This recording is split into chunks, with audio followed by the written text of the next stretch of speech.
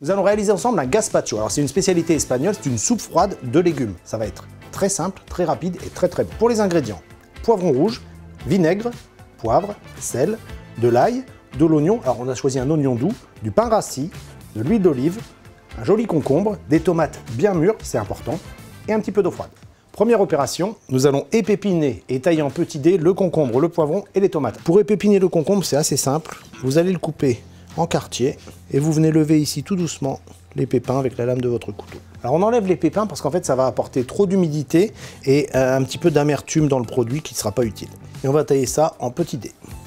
Je vais placer tous les petits dés de légumes dans un saladier. On va faire la même opération avec le poivron.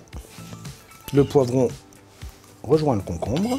Et on va maintenant s'occuper des tomates. Alors je coupe mes tomates en deux dans la circonférence. C'est important d'avoir des tomates bien mûres. En fait, j'ai besoin que ces tomates soient très mûres pour qu'elles se mixent parfaitement avec le reste de mes légumes pour obtenir une soupe très lisse. Mes tomates épépinées, je les aplatis délicatement sur la planche et on va à nouveau découper le légume en petits cubes. Mes tomates rejoignent mes poivrons et mon concombre. Voilà, mes légumes sont en dés. On va maintenant y ajouter un petit peu de poivre pour assaisonner, du sel. Alors, il faut être assez généreux en sel, parce que c'est un produit qui va être consommé froid. Et surtout, ça va aider à faire ressortir les goûts et l'humidité de mes légumes. Et on va ajouter maintenant le vinaigre. Alors, le vinaigre va ajouter bien évidemment ce touche d'acidité, mais ça va aussi permettre de commencer à compoter légèrement mes légumes. On va les laisser mariner environ 6 heures, idéalement toute une nuit, pour que justement il y ait ce début de cuisson qui se passe et qu'on ait quelque chose de très riche en saveur. Je filme. 6 heures au réfrigérateur. Je vais maintenant ciseler l'oignon doux. Alors c'est tout simple, vous prenez l'oignon en deux et vous allez émincer finement sans aller jusqu'au bout. On va le laisser attenant par la racine et on va faire des petits cubes. On va récupérer les gousses d'ail dégermées et on mélange les oignons et les gousses d'ail. On va maintenant préparer le pain. Alors le pain a un vrai intérêt en fait. Au-delà de recycler le pain rassis, c'est surtout qu'il va donner de la consistance et de la texture à mon gazpacho. Donc pour ça, j'utilise un pain de campagne que je vais couper en gros cubes et que je vais légèrement réhydrater à l'eau froide. Et ensuite on va les goûter.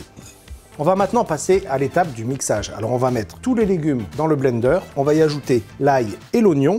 Je vous rappelle, l'oignon est ciselé et la gousse d'ail est bien dégermée, de l'huile d'olive et une partie du pain. Alors le pain donne la texture à mon velouté, donc je ne vais pas tout mettre. Je vais en mettre une bonne partie au départ et on mettra le reste seulement si c'est nécessaire. Et maintenant on mixe à vitesse maximum. On va vérifier la consistance, donc là c'est un petit peu épais. On va mixer à nouveau et on va détendre avec un petit peu d'eau froide. Ma texture est beaucoup plus lisse, beaucoup plus homogène. On va laisser reposer le gazpacho pendant 2 heures au frais. Mes gazpachos sont terminés. Alors si vous servez ça à l'apéritif, des petits dips de légumes, des toasts, mais idéalement, vous le servez en entrée et vous suivez avec une paella pour rester en Espagne.